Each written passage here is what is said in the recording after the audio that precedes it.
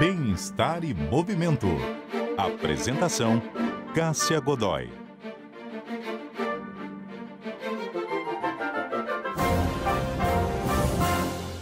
Bem-estar e movimento no ar para falar sobre como a atividade física muda nossas vidas e nos faz viver melhor, nos faz viver mais e melhor. E para saber como isso acontece, tanto na teoria como na prática, nós temos dois convidados muito especiais hoje. Dr. Fernando Nobre, que é cardiologista, nosso colunista da CBN de Ribeirão Preto.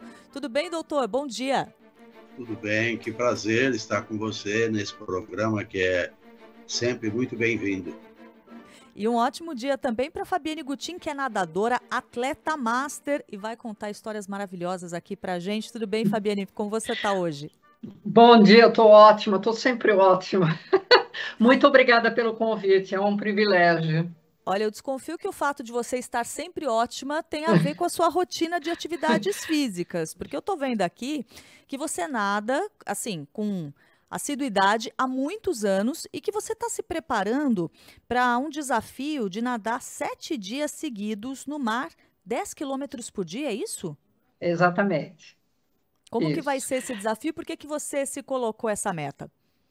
Bom, eu não nado há mais de 50 anos, tem uma diferença, eu treino há mais de 50 anos. E isso faz uma grande diferença no que a gente faz.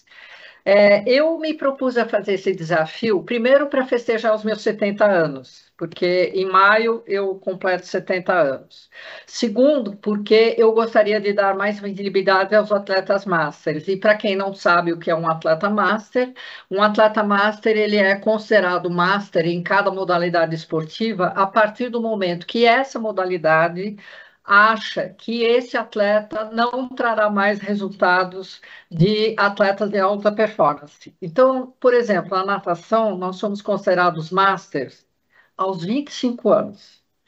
Na corrida, é aos 30. No remo, aos 35. E assim vai para cada modalidade esportiva.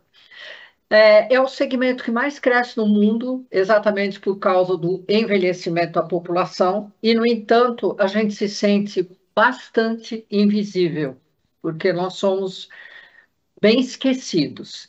Existem muito poucas pesquisas acadêmicas a respeito dos atletas masters aqui no Brasil. Essa é uma das minhas bandeiras pelas quais eu brigo. Então, esse meu trabalho que eu desenvolvo há 3 anos, eu me baseio muito nas pesquisas acadêmicas da França, porque eu tenho a dupla nacionalidade, né? Então, eu trago muita coisa de lá. E também para mostrar para a sociedade que o esporte longevo ele existe e ele é de muito boa qualidade. Nós temos essa palavra, as duas palavras, alta performance, elas vão ter que mudar, porque existe alta performance dentro das modalidades esportivas masters. Existem nadadores, ciclistas, corredores, masters que estão fazendo coisas assim fora da curva, né? E a principal razão foi justamente porque, dentro dessas pesquisas acadêmicas, eles notaram que uma das coisas principais que a gente perde ao longo dos anos, do envelhecer, é a capacidade de recuperação de um dia para o outro. Então, eu pensei nisso e falei, puxa, então eu vou lançar realmente um desafio e eu estou sendo acompanhada por uma equipe multidisciplinar, né? Justamente para a gente trabalhar um pouco melhor essa recuperação que realmente é muito mais difícil. Então, eu tenho que me atentar muito ao descanso, ao nado, eu tenho que nadar muito mais lentamente durante 4, 5 dias, para depois aguentar o tranco até o 7º, né? O sono, a alimentação é fundamental para essa recuperação. E nós temos reparado que a minha recuperação ela tem melhorado substancialmente. Então, quando eu estou fazendo agora os simulados, e o simulado da semana que vem eu vou nadar 4 dias seguidos, 10 quilômetros por dia. E o que eu tenho percebido é que a minha recuperação, ela começa a melhorar muito depois da quarta, quinta ou sexta hora de descanso aqui em casa. Aham. Então já Ah, é interessante. uma. Já é um É, dado bem importante aí para a gente isso, ter, né, nessa sua trajetória isso. toda. Agora, doutor Fernando, vamos começar então da sua parte falando sobre como na prática ter essa rotina de atividade física, essa rotina de treino, como que isso impacta positivamente a nossa saúde, aí de uma maneira geral. Olha, a atividade física, só para ter ideia, não neste nível que é excepcional, agora relatado, mas nós consideramos como um determinante da Organização Mundial da Saúde que o indivíduo, para ter uma atividade física que leva aos benefícios que eu adiante vou dizer, precisa ser de pelo menos 150 minutos por semana de uma atividade de moderada a vigorosa. E isto, o que traz? Traz um conjunto de benefícios que é muito claro na literatura médica e é muito deles conhecido. Primeiro, quem faz mais atividade física tem um peso mais apropriado às suas condições antropométricas, tamanho e peso corporal. A qualidade do sono é melhor naqueles indivíduos que fazem atividade física. Isso também tem documentação por registros de polissonografia, por coisas desse tipo. A pressão dos indivíduos, a pressão arterial, um fator de risco muito importante para problemas cardiovasculares em geral, é menor naqueles que têm uma atividade física regular e adequada. A atividade da insulina, o hormônio que controla o açúcar, a glicose, ela é mais ativa. Uma mesma quantidade de insulina no indivíduo que faz atividade física, ela exerce um papel maior. Vejam que interessante como isso pode ocorrer. O nível de estresse é menor. E até há estudos mostrando que esses indivíduos têm menor chance de depressão e, quando deprimem, têm uma evolução para retornar a uma condição normal melhor do que quem não faz exercício. Na circulação, há um papel extremamente importante e que vai resultar no futuro, quando este indivíduo eventualmente tiver um problema, para que esse problema seja minimizado. O exemplo que eu dou é assim, imaginem a Avenida Paulista cheia de carros, num fluxo de uma pressão na circulação dos carros muito grande. O que acontece? As pessoas começam a sair pela Campinas, Pamplona, Eugênio de Lima, estou lembrando aqueles que eu lembro de São Paulo. O que isso vai acontecer? Vai abrir essa circulação para outras vias. É o que acontece na circulação, naquilo que se chama de abertura de uma circulação colateral, fazendo com que a circulação que irriga determinada área seja mais apropriada.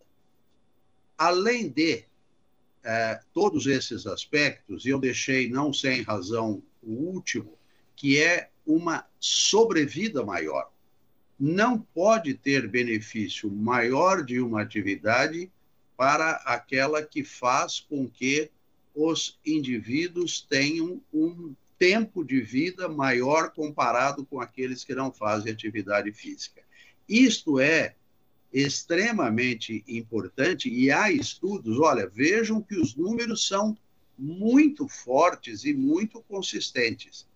Há estudos que mostram que os indivíduos que têm uma atividade física muito regular e apropriada, adequada às suas condições, podem ter até uma chance de quase 50% menos de câncer, alguns tipos em particular. Olha que coisa fantástica, né?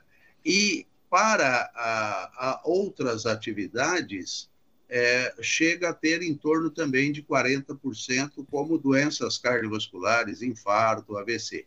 Então, esse é um conjunto de evidências que dão subsídio à informação e à necessidade de nós trabalharmos para incentivar e fazer com que a população faça exercício. Nesse sentido, Bem-Estar em Movimento está fazendo um trabalho maravilhoso, porque leva a esses benefícios para as pessoas de um modo geral. Com tudo isso que nós sabemos que há atividade física regular dentro desses parâmetros. E até as pessoas me perguntam muito, quem pode fazer exercício? Todo mundo pode, desde que o exercício seja apropriado à sua condição.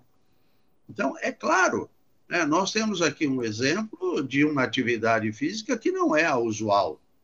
Ninguém está aos 70 anos nadando 10 quilômetros por dia por 7 dias. Isso é fruto de quê? De um processo que vem se estabelecendo ao longo da vida. Mas todo mundo pode, e mais do que todo mundo pode, todo mundo deve, por esses benefícios todos que eu disse, fazer atividade física. É claro, e cada um no seu tempo, né, com a sua especificidade. Como o doutor Fernando estava falando, essa recomendação dos 150 minutos semanais para você fazer de atividade física, você vai distribuir isso, né? E aí você vai distribuir esse tempo de acordo com a sua disponibilidade. Então você pode distribuir em 3 dias da semana, em 5 dias na semana, você já sai do sedentarismo. E quando a gente fala de sair do sedentarismo também, a gente está falando daquelas práticas do dia a dia que vão fazer com que você caminhe mais, com que você tenha uma rotina de atividades práticas que vai te ajudar também nessa conta. Agora, Fabiane, você já percebeu na sua vida momentos em que, do ponto de vista da saúde física ou da saúde mental, que você foi de alguma forma resgatada pela atividade física?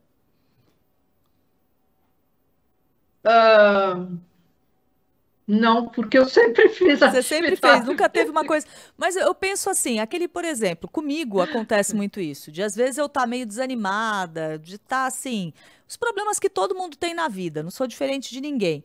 E aí você fala, puxa, aquela vontade de ficar assim, num canto, de não fazer nada. Eu falo, não, peraí que eu vou fazer uma aula que eu gosto, vou correr um pouco. E depois que eu termino isso, eu me sinto muito melhor e falo, nossa, ainda bem que eu vim, ainda bem que eu fiz. São coisas que eu faço sempre, mas mesmo quando eu vou fazer sem vontade, eu percebo que tem um benefício. E é nesse sentido que eu estou te perguntando. Eu vou responder para você da seguinte maneira. Eu cresci numa família onde o esporte faz parte da cultura e dos hábitos diários. Você escova os dentes para manter a higiene bucal e a boa saúde da dentição e da gengiva. Você dorme para restabelecer o seu corpo. Você come para manter a sua saúde, enfim, o seu corpo funcionando. E você tem que fazer uma atividade física para manter a sua saúde física e mental. O esporte, na França, ele já é considerado remédio. Então, na minha casa, nós, com a minha família, meu pai, minha mãe, meu irmão e eu, nós praticamos esporte desde que eu me lembro, que eu me dei por gente. Tá? Meu pai foi precursor da pesca submarina aqui no Brasil, então eu aprendi a nadar da seguinte maneira. Ele me jogou aos 3 anos, 4 anos de idade, a 42 quilômetros da costa, numa ilha chamada Alcatrazes, lá em São Sebastião, para nadar, aos 4 anos de idade. Só que eu já tinha todo o contexto de estar sempre na beira do mar, dentro d'água e tudo. E aquilo, para mim, não me causou impacto nenhum, muito pelo contrário, eu me senti parte inerente daquilo tudo. Então, o esporte, para mim, sempre foi o alicerce da minha personalidade, da minha pessoa, do meu equilíbrio em tudo. Eu cheguei a pedir demissão de um emprego porque eles não me deram a oportunidade de treinar de manhã e chegar 1 hora depois. Eu falei, eu não sou capaz de ser feliz assim e não farei um bom trabalho para vocês.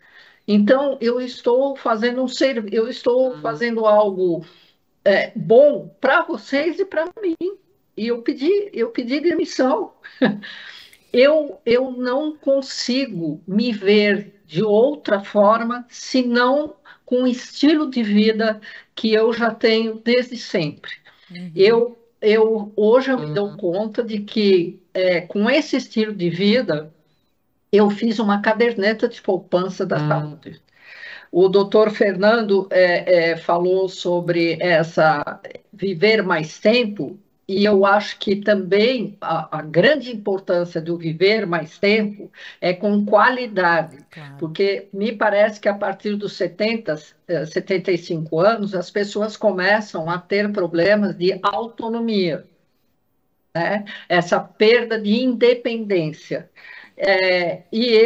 A minha perspectiva, com o tempo que me resta pela frente, porque é assim que a gente, a partir de uma certa idade, começa a encarar a vida, quanto tempo ainda me resta pela frente com a qualidade de vida que eu tenho, né?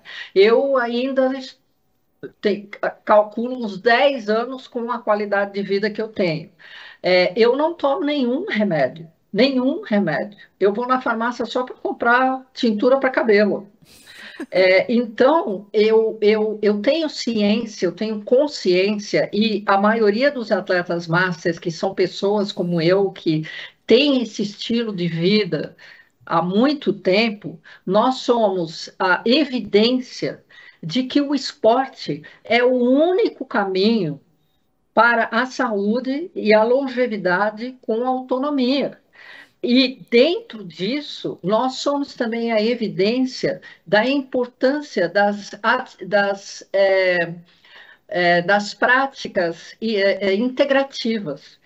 Então, como a acupuntura funciona, e nós usamos isso desde sempre, e não só para curar, mas também para prevenir, né?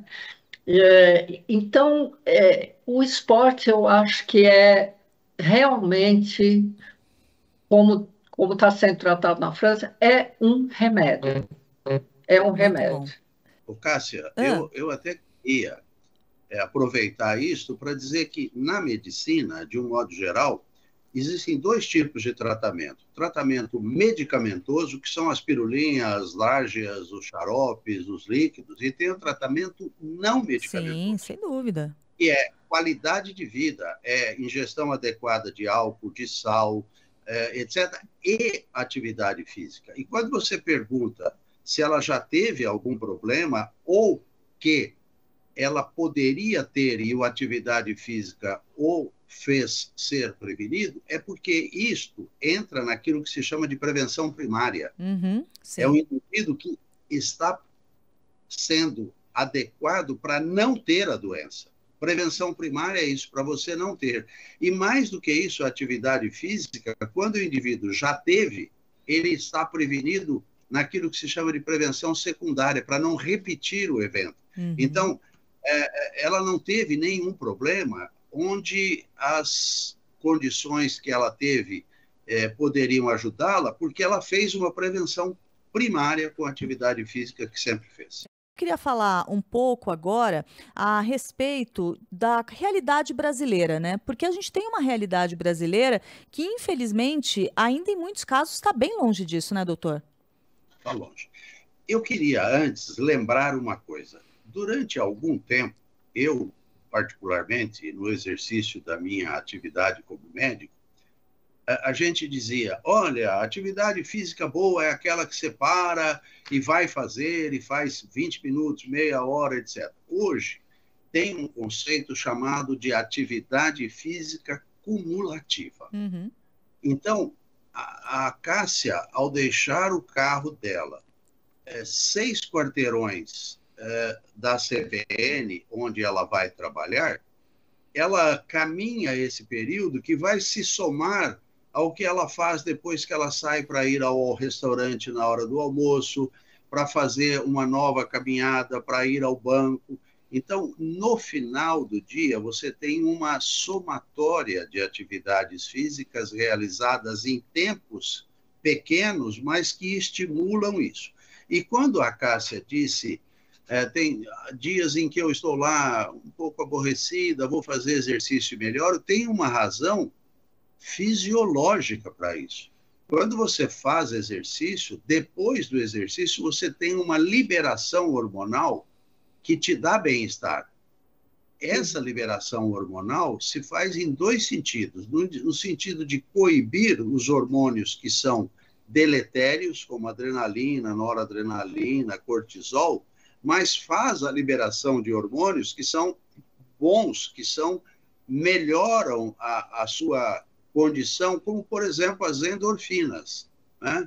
A endorfina é uma morfina que nós temos, que não faz mal, mas que dá o mesmo efeito de bem-estar, de disposição, porque é aquilo que nós mesmos produzimos. E como nós produzimos, ela só traz benefícios. Né? Mas a realidade brasileira, embora a gente tenha toda essa questão que nós sabemos que representa o benefício, ou os benefícios, já que eles são muitos, em níveis de prevenção para não ter a doença, e se você já teve uma doença, para que ela não se agrave e você não tenha de novo, a realidade no Brasil é muito triste. Né? Veja, por exemplo, quando você avalia esse critério da atividade feita no tempo livre, o indivíduo trabalha 8 horas, 10 horas por dia, depois ele tem um tempo livre e um tempo de descanso, de sono. Nesse tempo livre, uma atividade física moderada a vigorosa, ela não é feita na população em geral, no Brasil, em mais de 1/3 das pessoas. Triste realidade. E São Paulo é a que tem 37% dos indivíduos fazendo isso no Brasil, e Vitória tem o maior número de 53% de indivíduos assim envolvidos. Curiosamente, os homens desenvolvem uma atividade física em torno de 45% a 46% deles, e as mulheres 36%. Aí eu consigo imaginar por que os homens conseguem. É mais uma injustiça que se faz com a mulher. Porque o homem pode chegar em casa, botar o seu tênis, sua bermuda e ir caminhar. A mulher tem uma terceira tarefa, via de regra. Então, é mais uma das injustiças. Eu agora, no 8 de março, fiz um comentário sobre a saúde da mulher e comentei esse aspecto. Por exemplo, ela faz menos atividade física, ela tem um colesterol mais aumentado, ela fumava menos, mas está aumentando o número de consumo de tabaco, ela não tinha a exposição aos fatores de risco que o homem tem, e ela, por trabalhar fora, agora passa a tê-los. Então, é mais uma das injustiças que nós temos. A atividade física tem um outro aspecto, que é a chamada atividade física para o deslocamento, aquilo que nós acabamos de conversar. Sim. E isto só está presente em 12% da população adulta no Brasil.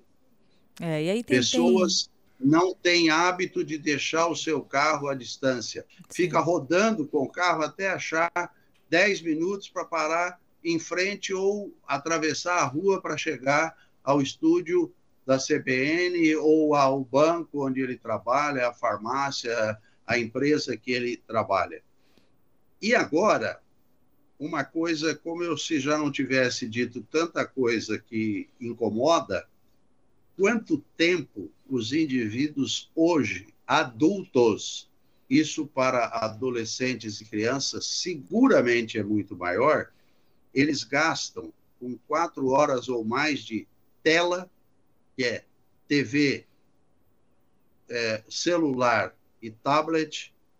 Isto está em torno de 1/4 da população gastando mais de 4 horas com esse tipo de atividade.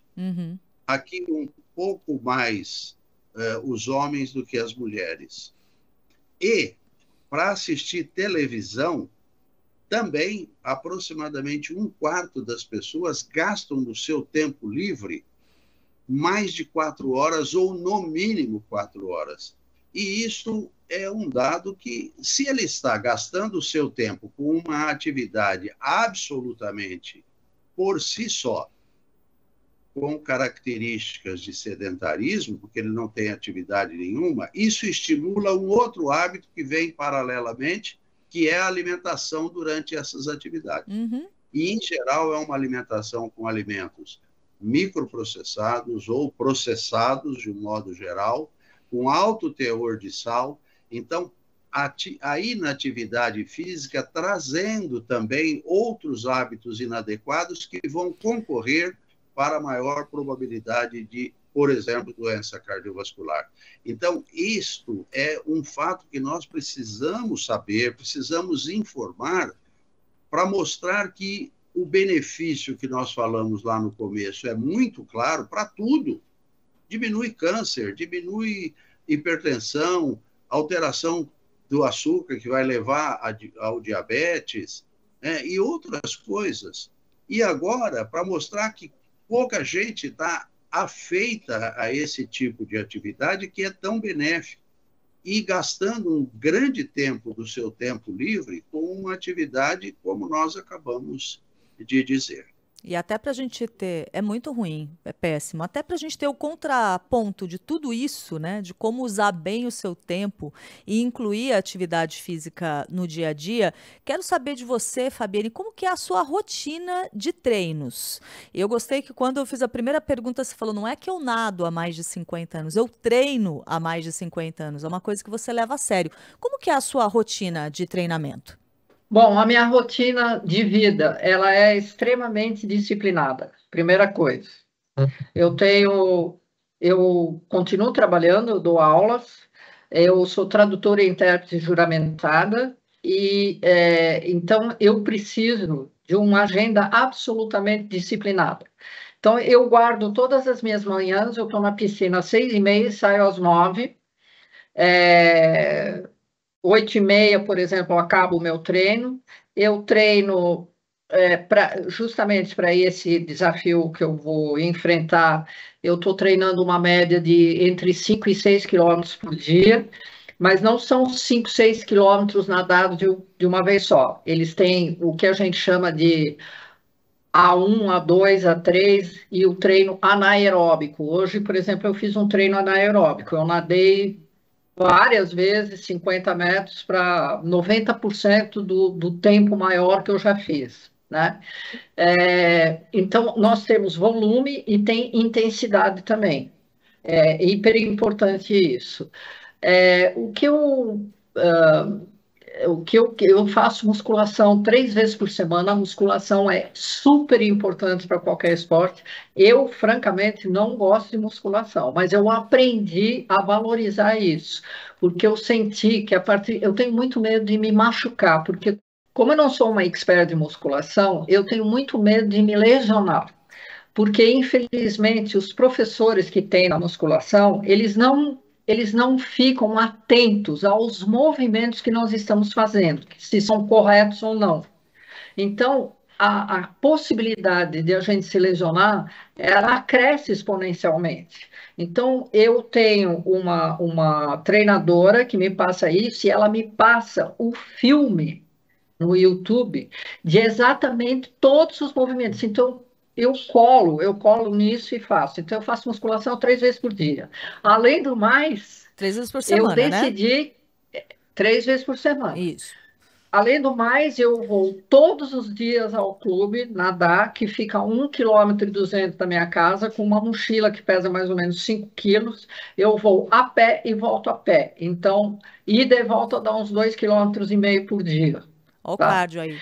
O que eu gostaria de acrescentar é para as pessoas que são sedentárias, e o meu propósito nessa vida é fazer com que essas pessoas saiam do sofá para descobrirem a magia que o esporte faz na gente, né?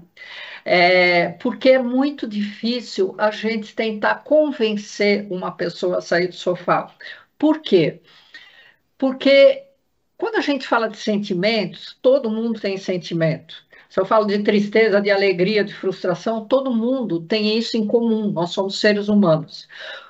Mas, se eu falar dos benefícios que o esporte traz, e que eu sou uma pessoa de 70 anos que nada 5 quilômetros por dia para uma pessoa que é sedentária, esses dados não vão dizer absolutamente nada para essa pessoa, porque ela não tem a experiência de viver 5 metros na natação, 50 metros, 500 metros ou 5 quilômetros, e assim para qualquer modalidade esportiva.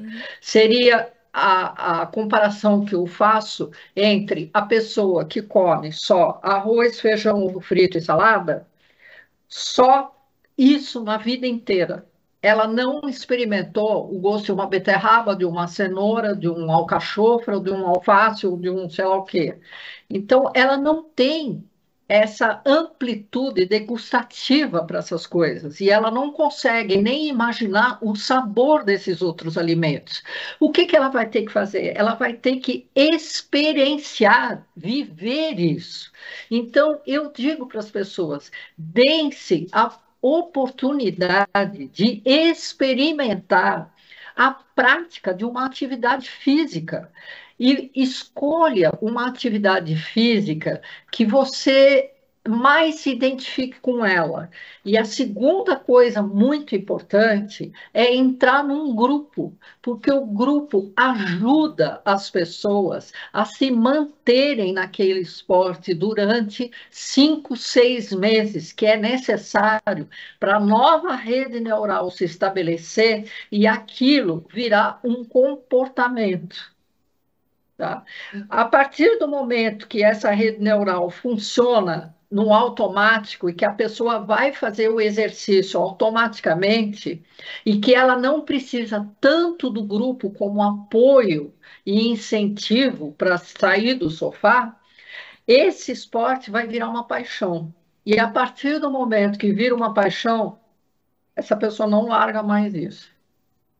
E é por isso que a gente faz o programa, só um instante, doutor, por isso que a gente faz o programa justamente para trazer os exemplos das pessoas que vão fazer com que elas se inspirem, para, como você muito bem disse, Fabienne, poderem experimentar atividades, né, doutor? Então, a mudança é uma grande dificuldade sempre. Né? Se qualquer um de nós, a partir de um determinado ponto, passarmos para uma outra atividade que não a que nós fazemos há anos, nós vamos ter muita dificuldade. Então, eu sempre vejo assim, e eu vou no consultório, eu vou conversando com as pessoas e vendo o seu perfil. Você pega um indivíduo que tem hoje 48 anos, casou-se aos 25, e nesses últimos 20 e tantos anos, ele chega exausto do trabalho, ele chega com uma série de problemas que ele carrega e leva com ele, e aí ele deita no seu sofá.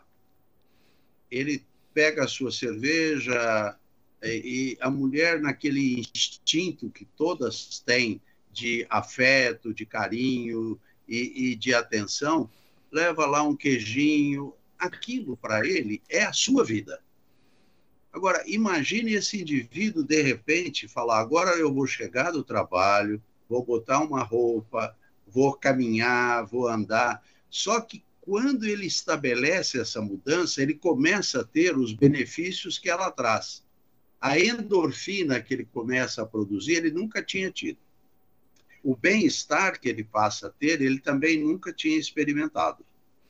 E mais do que isso, a gente vê com muita frequência os indivíduos dizerem assim: olha, depois que eu comecei uma atividade física regular, seja ela qual for, vou jogar beach tênis, vou fazer caminhada, vou fazer isso, o dia que eu não faço, eu me sinto muito mal. E é claro, porque ele mudou para um padrão melhor. Ele passou a ter aquilo lá que ele faz a vida toda, de chegar, deitar no sofá, tomar sua cerveja. Isso não é recriminável, mas isso não pode ser a rotina. Né? Tudo aquilo que é rotina, se for muito bom, é muito bom, mas se for muito ruim, também é muito ruim.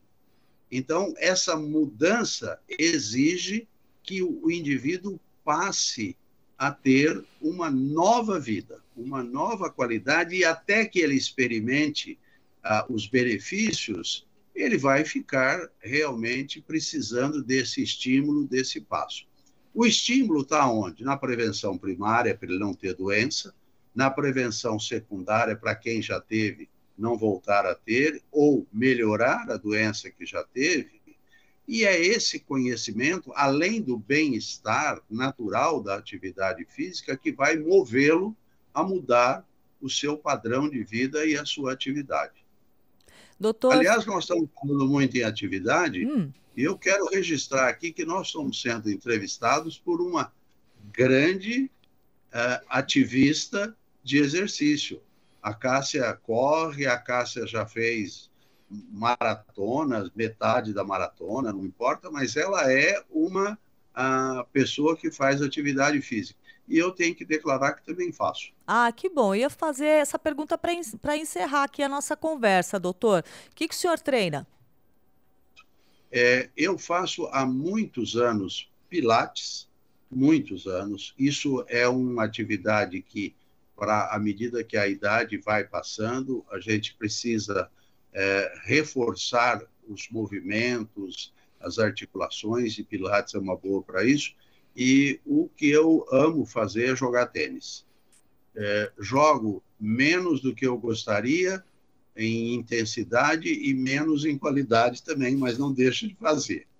Mas eu queria lembrar, antes de tudo, e eu sei que o nosso programa, infelizmente, porque a conversa é muito boa, muito útil, edificante, a atividade física é uma coisa que sempre foi considerada na medicina. Hipócrates, 400 anos antes de Cristo foi quando ele viveu. Então, vejo que isso não é nem secular, é milenar. E eu tenho uma frase dele aqui que ele diz assim: a falta de atividade física destrói a boa condição de qualquer ser humano, enquanto o movimento e o exercício físico metódico o salva e o preserva.